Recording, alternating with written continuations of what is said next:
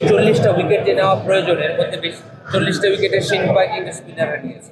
বাংলাদেশ সবসময় যখন দলগতভাবে খেলে তারা ভালো পারফরমেন্স করে, এবং সেটা আমরা এই লাস্ট সিরিজে দেখি। শুধু লাস্ট সিরিজে না, গত 3-4-5 বছর ধরে কিন্তু দেখছি। হয় কি, আমরা যারা খেলা বাইরে থেকে দেখি, এটা হোক এক্স ক্রিকেটার্স, হোক মিডিয়া, হোক দর্শক, আমরা যদি আরেকটু খেলাটা বুঝে দেখি তাহলে কিন্তু এই সমস্যাগুলো হবে না। আমরা এতদিন মনে করতাম spin wicket, spin wicket, spin wicket. আমাদের স্পিন বোলাররা কিন্তু ওয়ার্ল্ড ক্লাস, তারা যে কোনো উইকেটে নিতে পারে, তাদের জন্য বল স্পিনিং উইকেট প্রয়োজন হয় না। তো তবে একটা জিনিস, গত 2 মাস ধরে যেটা ইতিবাচক দেখছি, আমরা প্রত্যেকটা সেক্টর, এটা দর্শক, মিডিয়া, প্রিন্ট, ইলেকট্রনিক, সোশ্যাল, সব জায়গায় কিন্তু দেখছি আমরা ক্রিকেট নিয়ে অনেক ইতিবাচক কথা দেখছি, এবং আমি মনে করি এইটা প্লেয়ারদের অনেক বড়ভাবে মোটিভেট করেছে। 5+ স্টার রেটিং প্রাপ্ত দেশের সর্বোচ্চ বিদ্যুৎ সাশ্রয়ী ওয়ালটন এসি। স্মার্ট কমফোর্ট এখন নেক্সট লেভেলে। পাকিস্তান সিরিজে শান্ত স্টেজিং করেছে, এটা নিয়ে অনেক কথা হচ্ছে।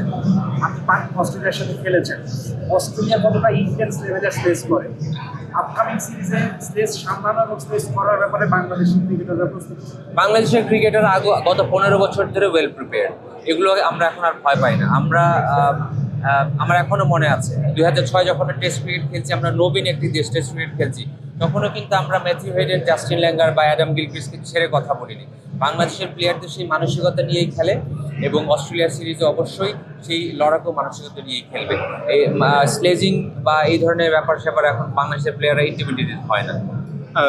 নাফিস ভাই, ফুটবল বিশ্বকাপ আসতেছে, একটা বড় প্রশ্ন, সব বিশ্বকাপে আসে কিন্তু হয় না, ব্রাজিল কি এবার হেক্সা জিতবে?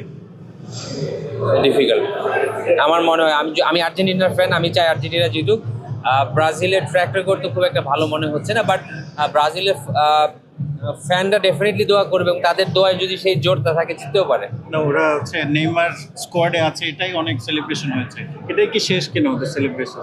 এরপরে না, এটা আমি বলতে পারি না, কিন্তু যে যখন একটা প্লেয়ার টিমে থাকবে কি থাকবে না ওইটা নিয়ে সেলিব্রেশন হয়, তার মানে তাদের পারফরমেন্স নিয়ে মনোযোগ মনে হয় কম। বাট ব্রাজিলের সেই কোয়ালিটি আছে, ভালো খেলে জিতবে। আর্জেন্টিনা চ্যাম্পিয়ন হচ্ছে এবারও? এটাও বলতে পারি না, যে ভালো খেলে জিতবে, কারণ ওয়ার্ল্ড কাপ ফুটবল এমন একটা খেলা যেখানে বলা যায় না। আর আমি 32 বছর জিতবে করে 32 বছর পরে জিতছে। So I can't predict. ভালো ফুটবল দেখতে চাই, জিতলে ভালো, না জিতলেও সমস্যা নেই। Thank you.